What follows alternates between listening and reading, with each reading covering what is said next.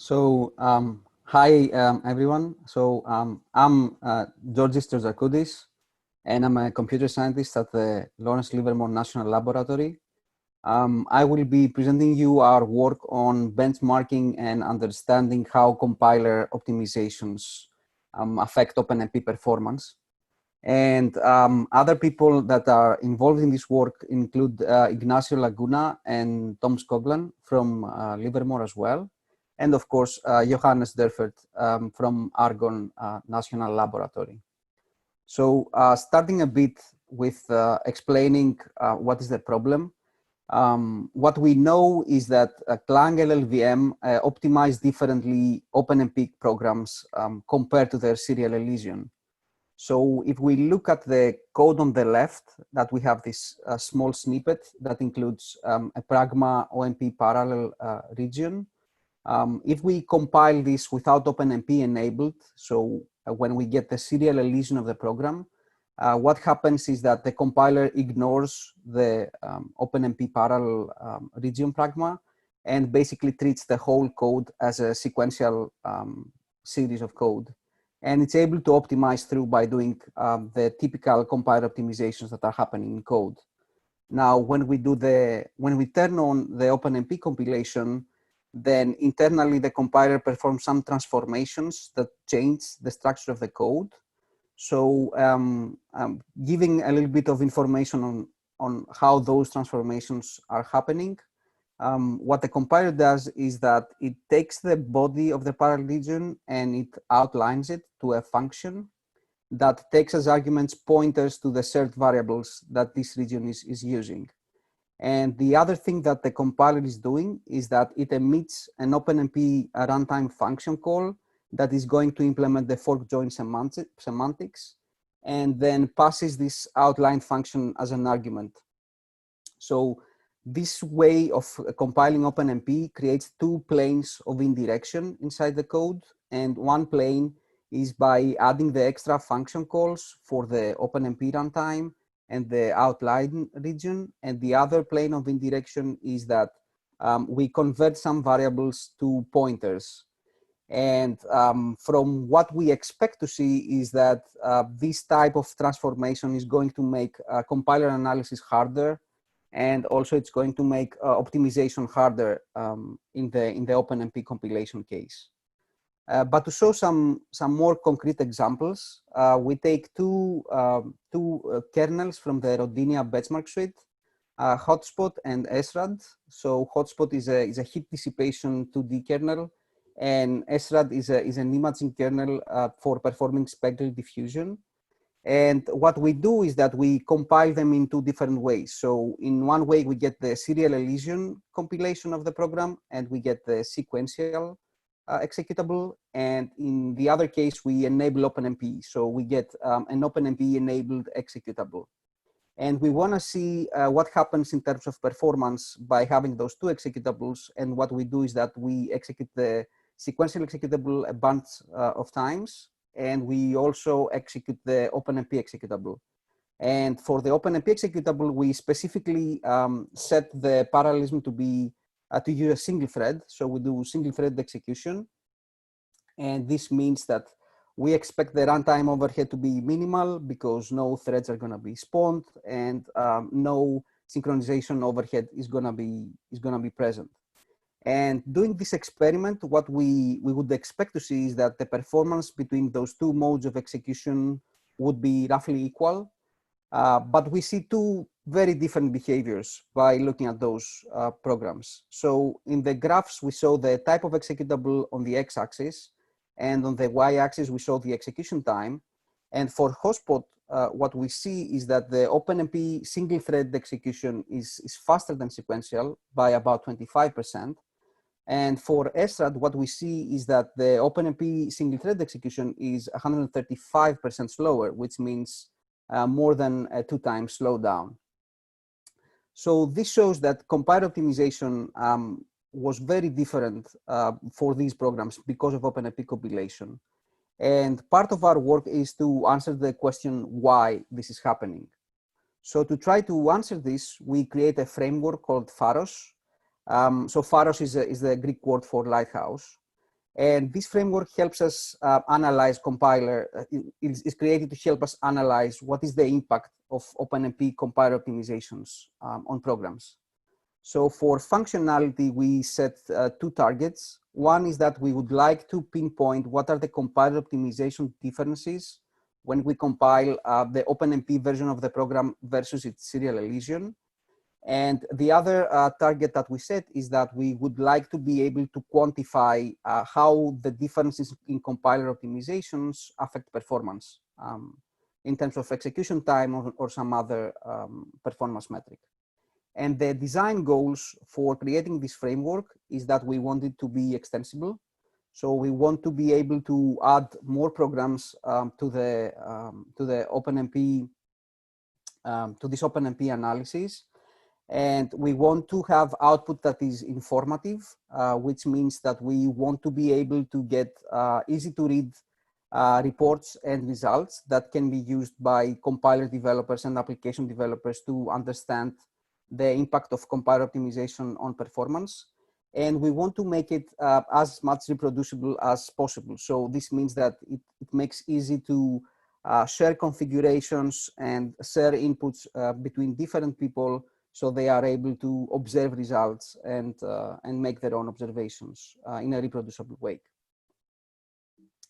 So giving a high-level overview of how Pharos works and the workflow, what we expect from the user is a YAML configuration of the programs that Pharos is going to be analyzing. And we're going to give more details on this YAML configuration. And this YAML configuration goes as input to a harness script that takes care of fetching the program code, building it using the different build options for sequential execution and OpenMP execution. And part of this building is also to generate optimization reports that are going to be easy to read by the user. And also run those executables, the sequential and the OpenMP one, a number of times to get some profiling report. So basically, the input from the user is this configuration YAML that describes OpenMP programs for Pharos, and the output is the reports, the profiling report that quantifies performance, and the compiler optimization reports that shows how the compiler has optimized the program. So looking at the interface of Pharos, it's a Python script. The harness is a Python script, and it kind of mirrors how the workflow works. So the first input to this Python script is a configuration YAML file for describing the programs. And because this configuration YAML file can have multiple programs actually described, it also gives a flag to the user to be able to select what kind of programs it wants Pharos to analyze. And then the actions that the scripts can take can be to fetch the program repo, build it and fetch it if it hasn't been fetched already, generate the compilation reports, and then run the produced executables a number of repetitions to get some statistically significant performance measurement that is provided by the user. And also there is an option for a dry run that basically is going to show whatever actions the harness would take without actually doing them.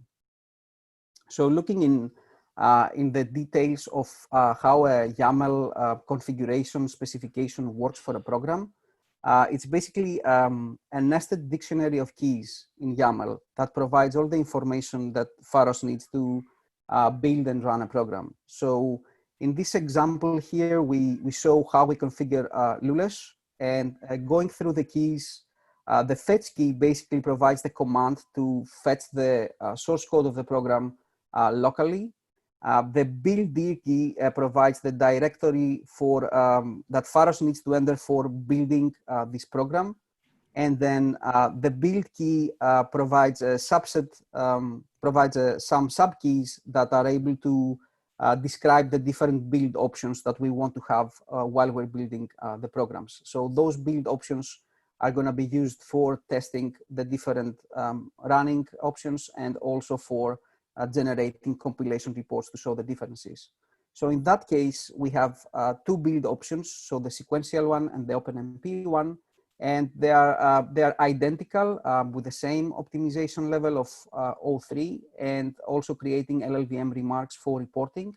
And the only difference in the OpenMP compilation build options is that we provide the dash F OpenMP option to enable OpenMP compilation.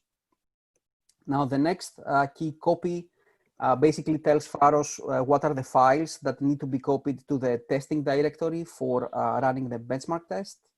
And the run key provides the run command that Pharos is going to execute. And also part of this command is to set any running configuration options that are desirable. So in our case, we want to have single thread OpenMP execution to be able to contrast it with sequential execution.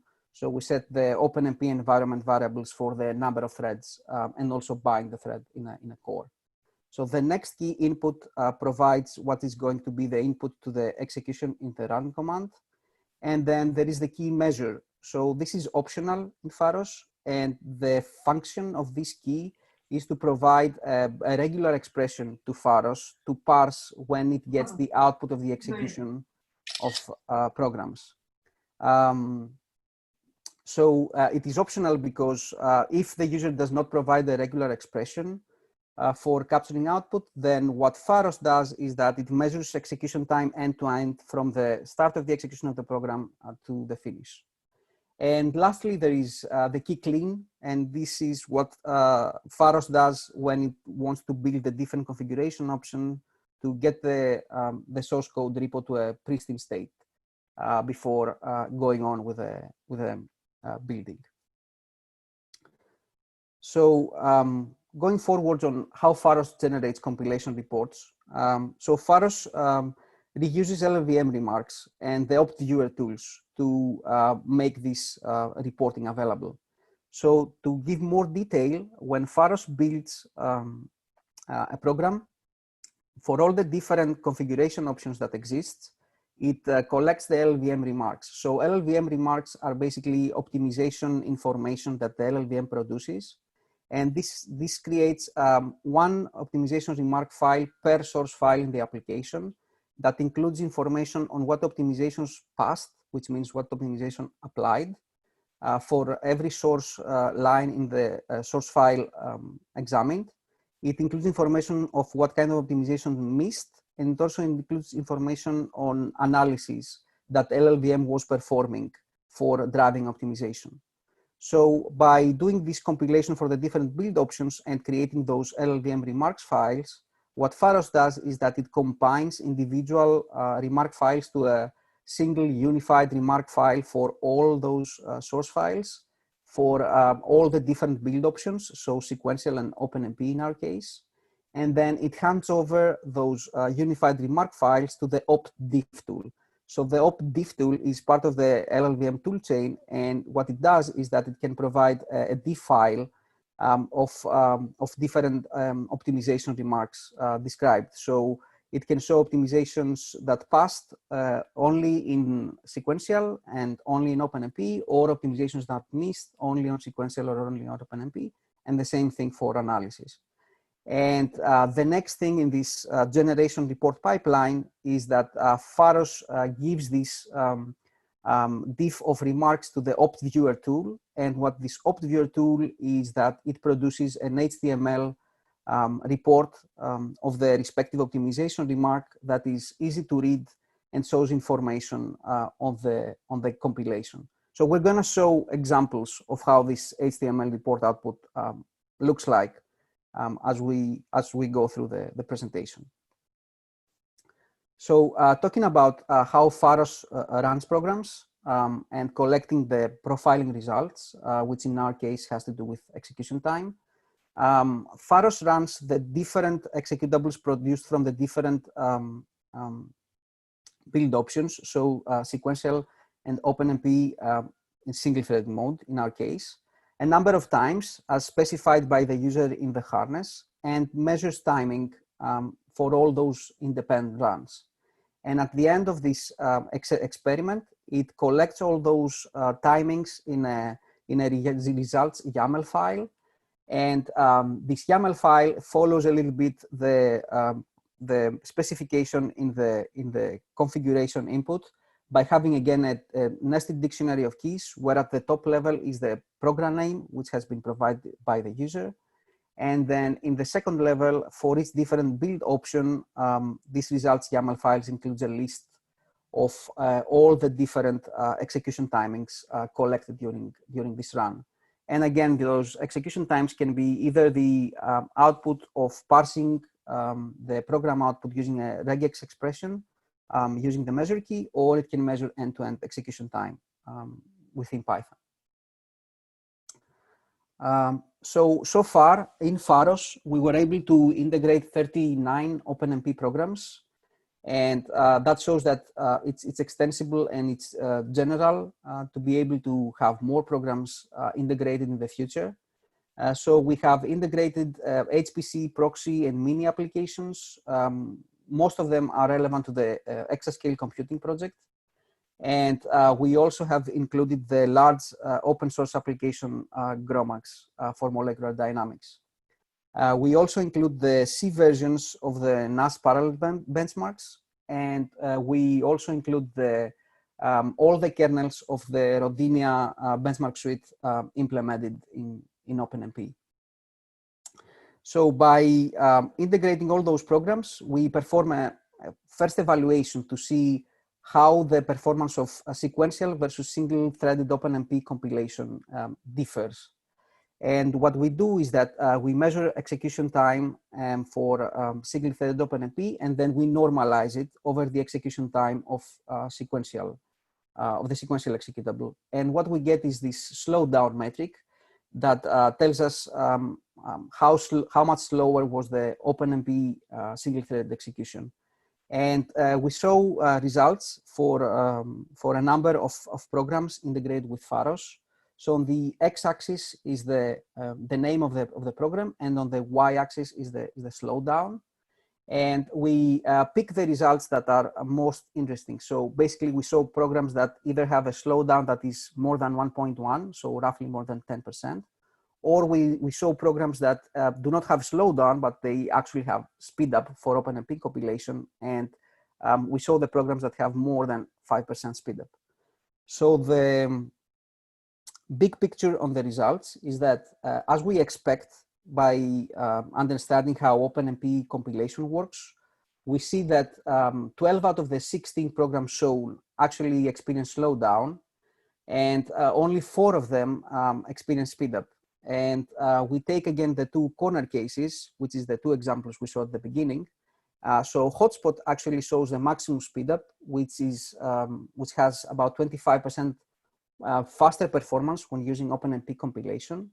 And SRAD has the worst slowdown, which is 2.3 times because of OpenMP compilation. And looking closer on SRAD, this is the output that we get from the diff of past optimizations comparing sequential versus OpenMP compilation. So to explain a little bit what is this output, so this is the HTML thing that we can see in our browser. And on the left column, the line column, we show, it shows the line number in the source file. The next column, optimization, shows which optimizations were passed. And those optimizations which start with a minus sign, that means that they only applied for sequential compilation. And optimizations with a plus sign means that those optimizations only applied for OpenMP compilation. And the next part is the actual source of the application that the report shows. And the last column is the function context of this optimization reported. So in the case of SRAD, what we noticed is that sequential compilation includes a vectorization optimization that the OpenMP is missing. And that was actually the culprit of losing more than 2 times of performance. And we would like to understand why this vectorization is actually missing from the OpenMP compilation. And for that, we look at the diff in the analysis output. And again, the format is very similar, but instead of showing the optimization, the report shows what kind of analysis output was gotten. So what we see is that for OpenMP compilation, the loop vectorizer could not identify the array bounds. And the exact reason for that is that the calls variable, which represent columns in the program, is shared in the OpenMP pragma specification for this parallel for loop. And this means that it converts to a pointer. And that makes the loop analysis, loop bound analysis fail because the compiler cannot understand whether this pointer is going to be alias free, so that it's not going to be changing during the execution of the program. So we actually got the performance of OpenMP single-threaded to sequential on par. So fixing this 2-time slowdown problem by doing 2 different methods that also validate our analysis that compiler optimization was the big problem. So one method is to give an explicit pragma OMP SIMD directive, so do the vectorization. And the other way to solve that is by removing this level of indirection in the calls variable by using an experimental interprocedural value propagation optimization described in a paper, using attributes in the OpenMP regions. So going into more detail on hotspot, we look again at the report for the difference of past optimizations on sequential versus OpenMP, and the region of interest here is this loop happening here. So this is a loop with a fixed bound again. It's a little bit strangely described. So basically, you have an index variable that is set to a value, and then this index variable increments by 1.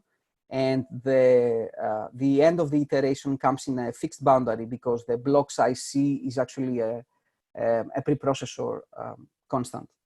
And what we saw is that OpenMP compilation that was gaining 25% performance, what it did differently than sequential compilation is that it was able to completely unroll this loop. And this combined with vectorization that both sequential and OpenMP compilation were able to pick up means that basically makes this loop very fast executing. And this is missing actually from the sequential compilation. And the reason that we saw that was that OpenMP has a canonical loop form constraint that helps the compiler analysis whenever there is an OpenMP 4 directive. So the compiler could easily pick this up and do the unrolling.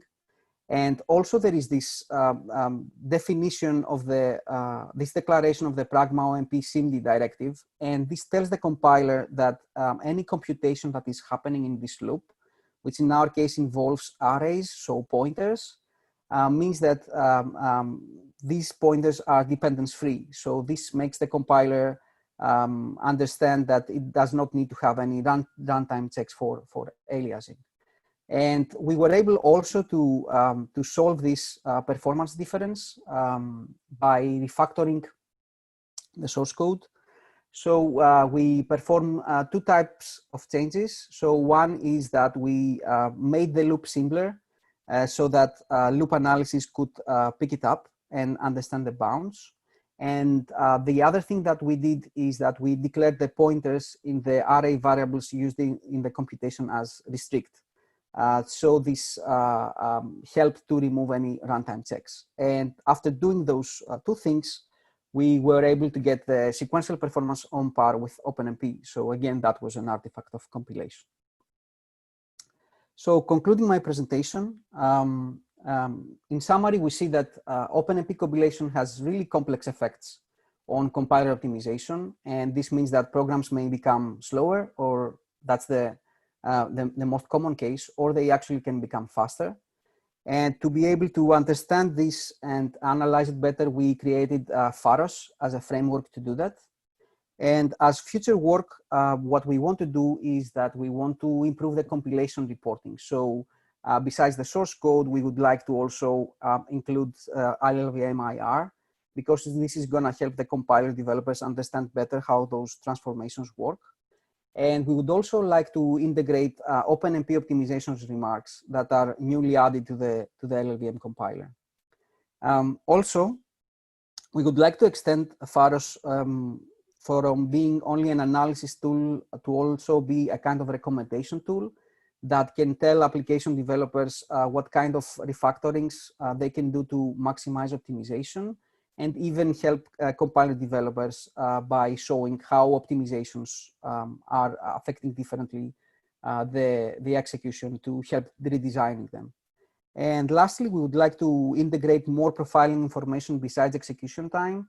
So we would like to integrate Pharos with tools like Tau or HPC Toolkit that are able to collect more information, as in performance counters or other interesting profiling info. So thank you very much, and happy to answer any questions. Great, thank you.